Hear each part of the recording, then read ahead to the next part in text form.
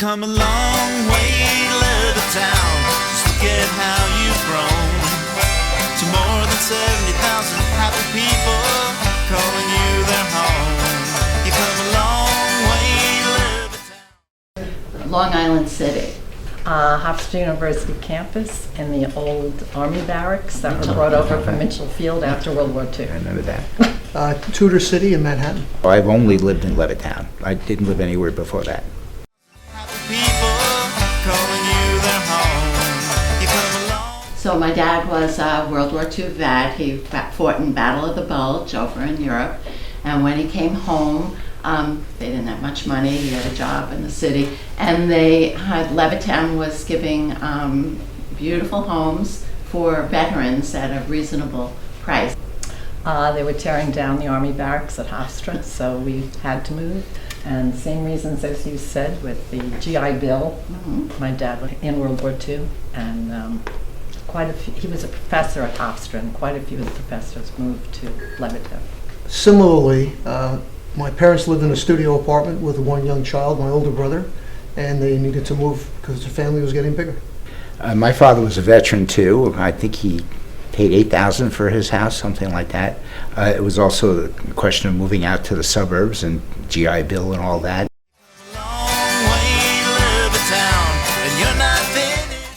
So Levittown was a young community. Everybody who moved there were pioneers.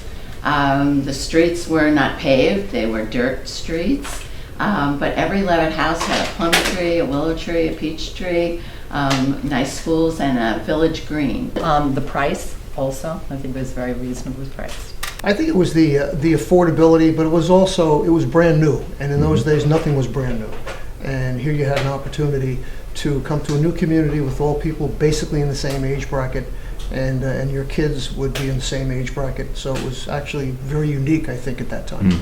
You also had free pools, swimming pools. Also that they got a washing machine. It came with the house. That was incredible. Not having to wash clothes by hand or send them to the laundry, you know. You got Venetian blinds, you got an electric stove. It was like they had died and gone to heaven. I remember living on Cord Lane when I was 2. We lived on 117 Cord Lane. And I remember going to the plot where our house was going to be built. We went there all the time, and we actually watched our house be built. They went up really, really fast. It was built in nothing flat. It wasn't like you had to wait a long time. Real assembly line. And yeah, it was an assembly line. And I can remember that there was no grass and there were no trees. You know, they hadn't put the sticker bushes in yet, and they hadn't put the things that they put there then. But we went out to play, and we just played in the mud, you know. Yes. When we finally moved in when I was 4, I guess. 'Cause you continue to grow just like you did long ago. Levittown was sort of like a family because, like I said, we were all pioneers. So all of my friends in the 5-block radius, we sort of lived in each other's homes. My parents chose a house right next to a school, right next to Summit Lane School. So my brothers and I were constantly playing in the playground there or walking over to Division because it's right across from there. Well, I'm not sure I would have learned to ride a bicycle in the city as soon as I did out here. And I wouldn't have had the 60 friends that I had learning to play every sport under the sun. You just ran up and down behind the houses. And like you were saying, you went in and out of everybody's back doors, front doors. It was just, like just the way you did it. You played pickup games out in the street. You'll always be my best bet. I could say one thing. I do know that some people look down on it. As a matter of fact, they weren't going to allow it to be built because there were no basements. But I'm glad they allowed that because I think the greatest thing was to be able to sit on that hot floor on a cold night watching TV. The radiant heat from the floor was terrific. It was very good. And, but a lot of people look down on Levittown. I knew that from relatives making comments and stuff. And I knew people who wouldn't live in a Levittown address because it was considered working class, I guess. But it was working class, but so what? It gave working class people a chance to own homes, which they can never have done in the city, I think that attitude developed over time because I remember reading and hearing saying that it's going to it'll turn into a ghetto or something a slum. like that. that. They always said that. And it never did. And so, you know, people, you have to look back and say, well, what were you thinking that even gave you the impression that that might happen?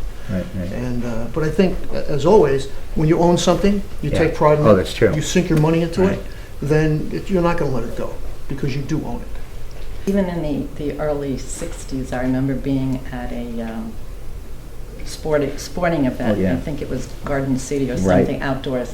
And I remember walking by and someone saying, "Oh, they're those poor people from Levittown." And I Oh, was wow. like, Really? "What are they talking about?" Right. I never, right. and I Isn't that was, funny? you know, up in Yeah. high school, and I We didn't never know heard. it. Yeah, we I didn't never realize heard it. that before. Yeah. We didn't know we were poor. Hey, we had a television, Thought- that was thought like, we were- wow. We were fine. Hard to believe it. 75 years passed since it's dawn, since the first settlers came, and the story goes on. Yet, 'cause you continue to grow just like. When I came, we were in a little old schoolhouse. It is where I believe the Meadowbrook Library is, and we were in there, and then one night, my father told me that it burnt down, and I was in the second grade. And I remember I cried and cried, and then the next thing, we were sitting in the fire department, and we had to sit on the floor, and that's where they taught us until the Bowling Green School opened, and that was when we finally got a real school. When I first moved in 1950, and that would be off of the Levittown Parkway, 13 Quire Lane area. I went to Hicksville schools, and I went to Nikolai Street, which isn't there anymore. And it was a building that was built in the 1800s, and it was finally condemned and taken down. But it was a nice school, but it was different from the schools I came from in Brooklyn. I went to Abbey Lane School. I lived on Abbey Lane. So Abbey Lane is right around the corner from Levittown Memorial. So in elementary, I went to Abbey Lane School. And we walked, even in kindergarten, after the first couple of days, my mother walking me to kindergarten, we walked with a group of kids without parents to school, which wasn't that far. And then I went to Levittown Memorial from grade 7 through 12. I also went to Abbey Lane, first through sixth, well, kindergarten through sixth grade. Seventh grade went to Wisdom Lane, and then, as I said earlier, came back to Levittown Memorial for 8th through 12th. My memories of Abbey Lane School, I remember my kindergarten teacher and I remember the principal. Because I remember in kindergarten, you know, it's the first time the kids were away from their parents. There was no nursery school. I attended Wisdom Lane for a few months because they were finishing Summit. And I was in the first class to go straight through from Summit through Division. But we went to Division, I believe it was in the 7th grade. So Division was 7th through 12. I don't know what it is now, but it was 7th through 12. And the 7th and 8th graders stayed in one side of the building, and the other side was the high school. I entered the 5th grade at Gardens Avenue School. After the 6th grade, there was no junior high school. So we were bused to Division Avenue for the 7th grade. Looking back, I believe it was a modified split session. We had to catch a bus by the Slate Lane Pool at a ridiculous time, like 6:45 in the morning, but we were home by 2. I watched them build Salk, which was then a junior high school. I entered Salk as an 8th grader and spent 4 years there. Then they built MacArthur. I was only here for 1 year, first graduating class of 62. So I went to Summit Lane School, the elementary school, from kindergarten through 6th grade. And that was a long bus ride, because I lived on the west side of Levittown, or by the Montauk Parkway. So that was a long day, as I remember it. You're taking a very long bus trip to get to school, but I think we still were home by 2 in the afternoon. So from there, I went to Levittown Division, which was just across the athletic fields from Summit Lane School, and continued my education there from 7th grade through 12th.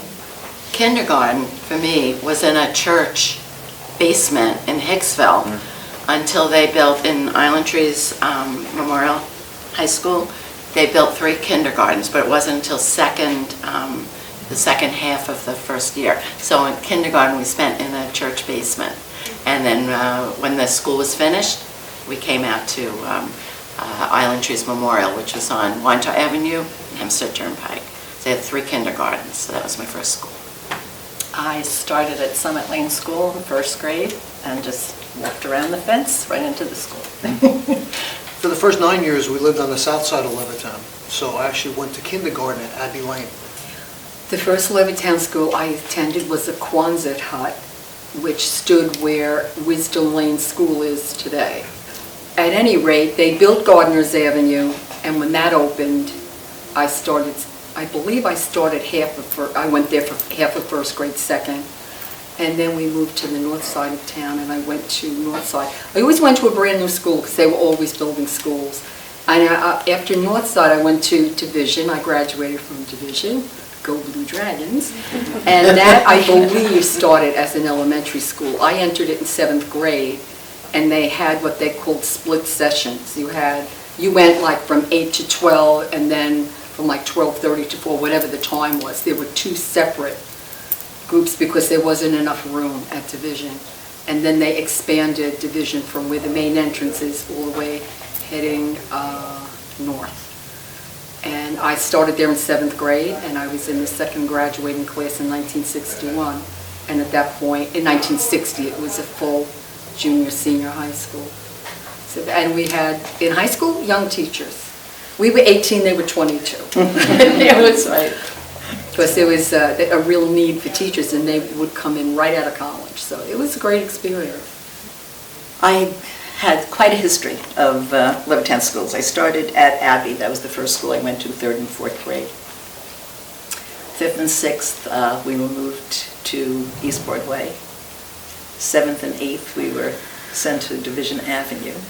9th grade, Salk was then built. We were the first class to graduate from Salk. We only spent 1 year there. That was 9th. And then on to Levittown Memorial, go Panthers, and graduated from Levittown Memorial in 61. I went to Summit Lane. That was where I started kindergarten, Summit Lane to Division Avenue. My first was Abbey Lane, and kindergarten through 6th grade, and from there went to Levittown Memorial High School. And the interesting thing, I think, is that it was a 7 through 12 school, which at the time, at least to my mind, was very natural, very normal. It's just the way things were. Today, it's a horror. I mean, imagine you would do that. But in retrospect, it was very, very good because you had exposure to older students who you sort of saw doing things that perhaps you would like to do later on, and I guess perhaps things that you shouldn't do later on. So all sorts of things. But it was a great experience, that 7 through 12 configuration. But my first 2 years was in Farm Edge School, which was now Karapsik School. Then they built Geneva and Gallows School right next door. So I went to that for 2 years. And then they built J. Fred Sparks School, and that was my 5th and 6th grade. And then I went to the junior high school, Memorial, Island Trees, and then they built the high school, and I went to the high school. So I kept going to different schools every 2 years, while my friends stayed in the same school. I went to Summit Lane for 1st through 6th, and Division Avenue 7th through 12th, so I was just in 2 schools.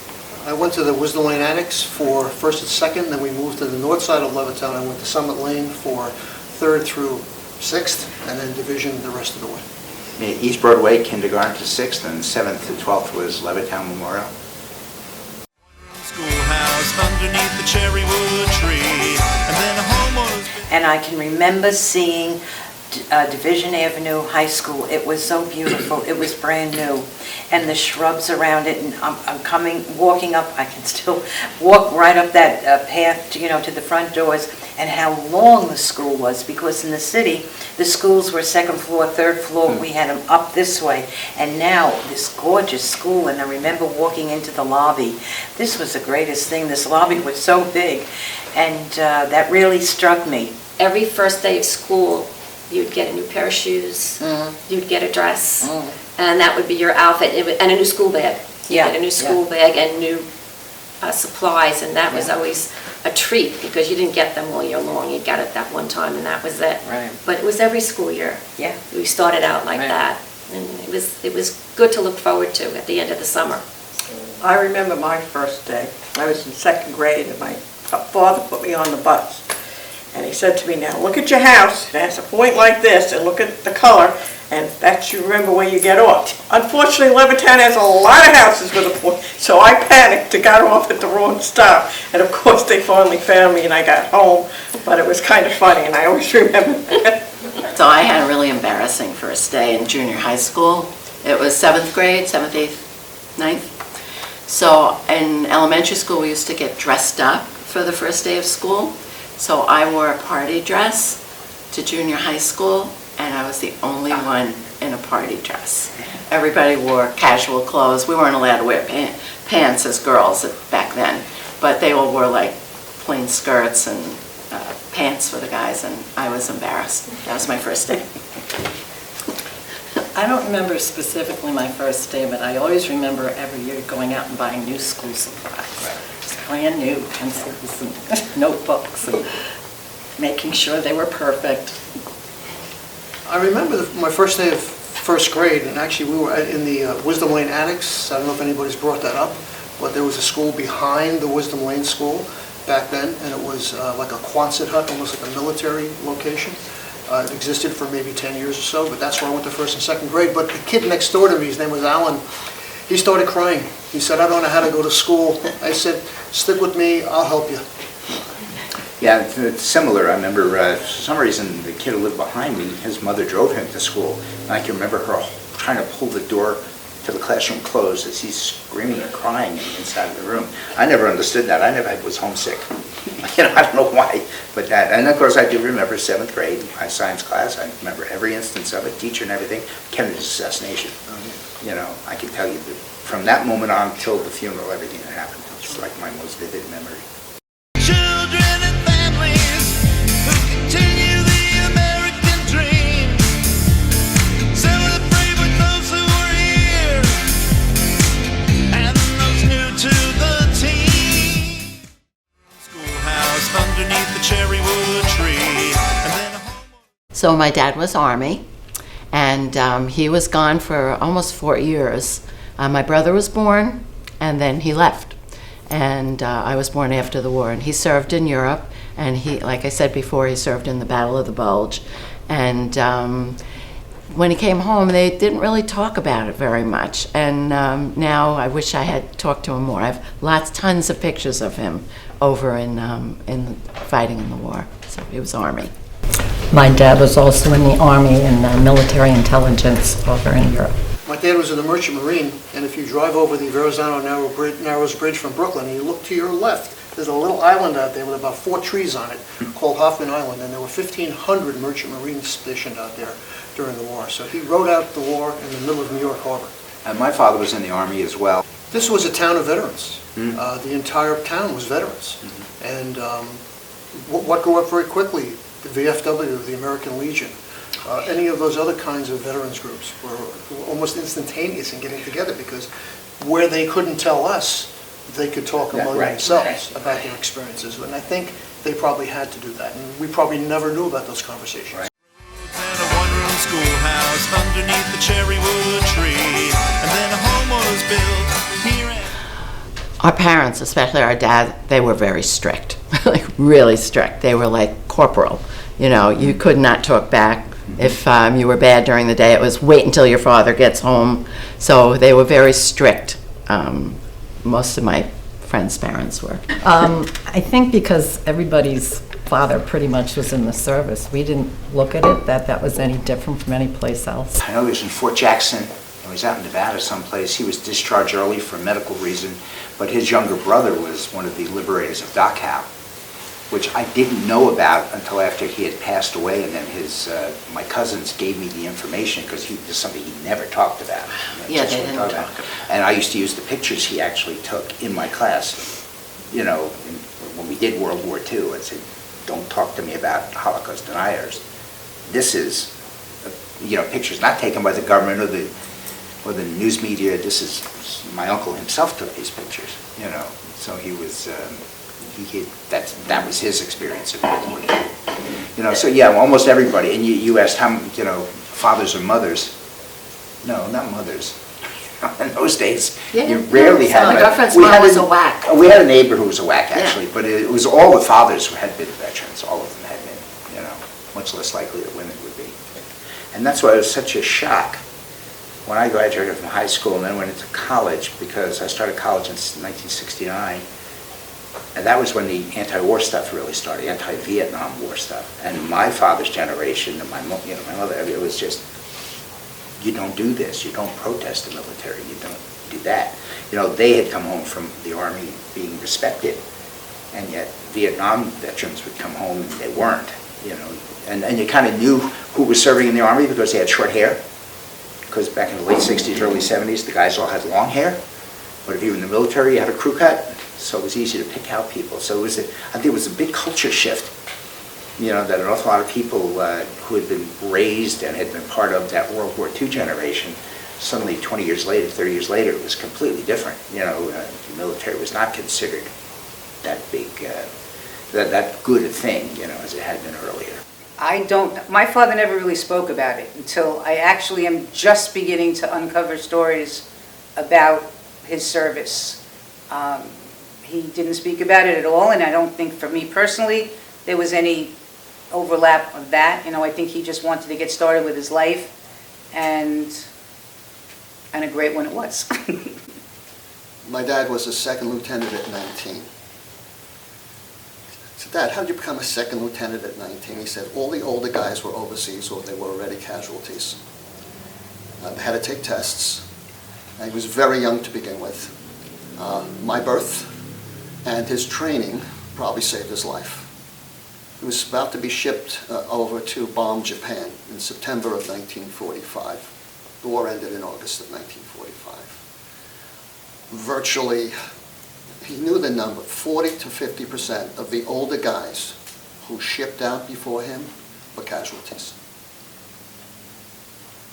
And he was very lucky. My father was a master sergeant in the U.S. Army. He was a half-track commander, served in the Battle of the Bulge. He lost his brother, my Uncle Joe, to a plane crash in England during the war.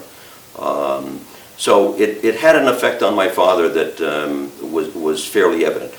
As was said, he did not talk about it a lot. He touched on it from time to time. But it's not only the war, but it was the Depression. My father was born in 1919, so he remembers the Depression. And coming through those struggles and those events had a great impact on the family. They reminded us when we were kids of those two events from time to time, but not as a constant thing. But it certainly kind of like set a foundation for living a good life on Long Island in Levittown.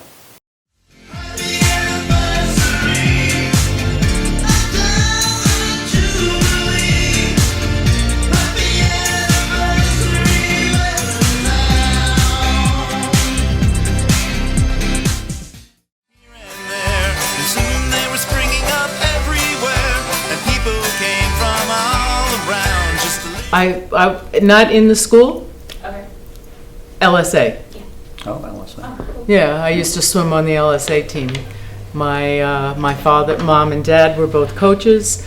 I first started out at Bluegrass because my father became a coach over there, and then we ended up over at Walcott, and I swam up until I was 16. At East Broadway, I was a booster, which is part of the cheerleading team, okay? So, but there was, I guess, maybe 200 of us in the booster club. So we cheered on the elementary school kids. But I never played sports. I swam with LSA, and that was about it. No, not other than intramurals. I think the sports now for girls are a lot different than they were back in the 60s. Well, I played a lot of sports. Played football, basketball, and baseball all through school. Yeah, so.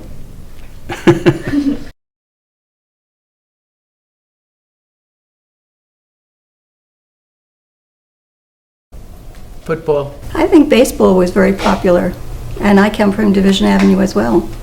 But I think that, well, their team was very, very good. I think the greatest rivalry, now I'm going back to the 1960s. No. was Division and Memorial. No. This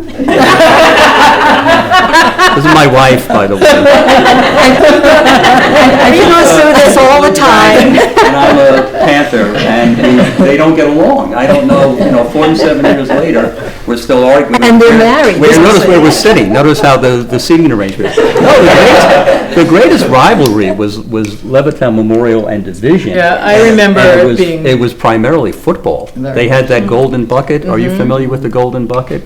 Someone mentioned it yesterday. Yeah, and Division generally won. I think Memorial, they did. I think Memorial won maybe 2 times, Division maybe 6 times or something like that, and that obviously got phased out. But that was a rivalry. No, that was it extended beyond the football field. I mean, there were some bad feelings and some get-togethers that were not pleasant on both sides. So that was a real rivalry. Wrestling was very big at Levittown Memorial. Yeah, wrestling. Very big. Basketball too. Levittown Memorial. Basketball had great basketball teams at Memorial in the 60s. Everywhere, and people came from all around just to live in Levittown.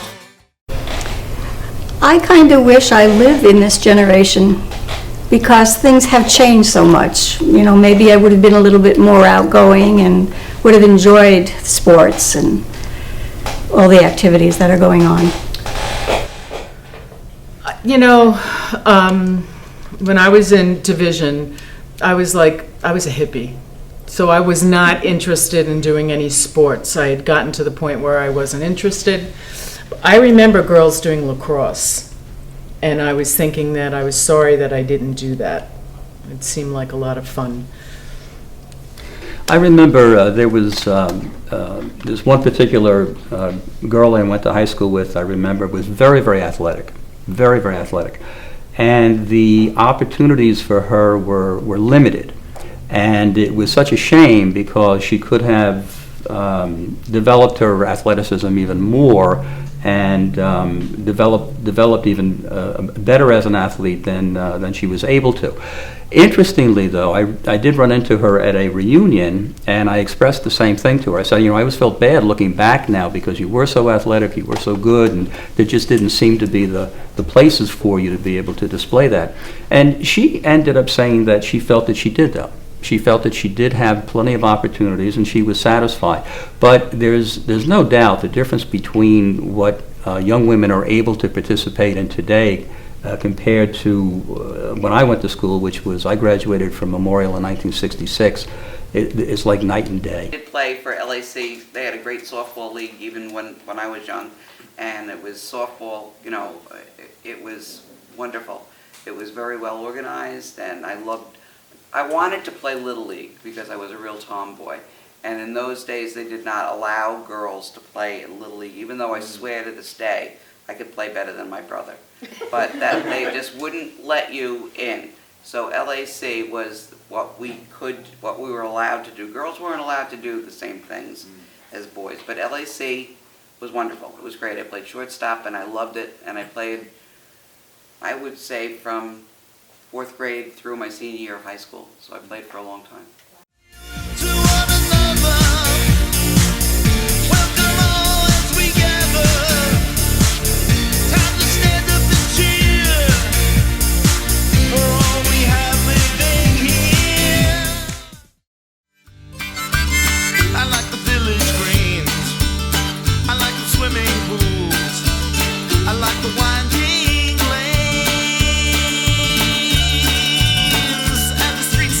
Names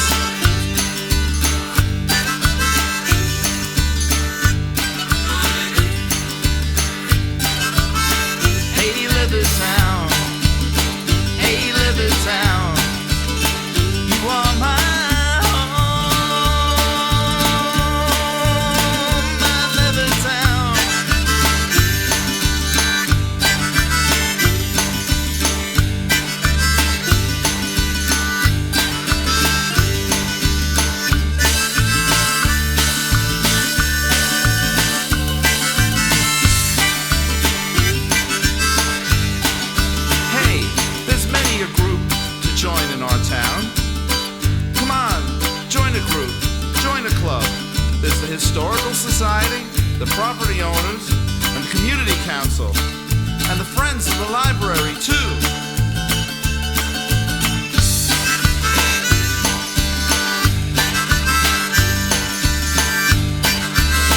Hey, Levittown.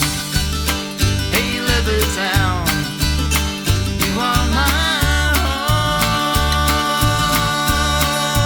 home, my Levittown. Then there's groups like YAM and Kiwanis too, and the Chamber of Commerce. There's just so many to choose. Support your library and your local commerce.